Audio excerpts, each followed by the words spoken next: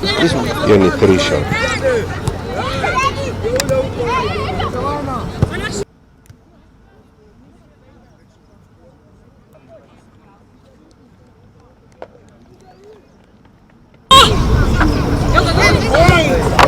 We have a lot of mature players who know what to do.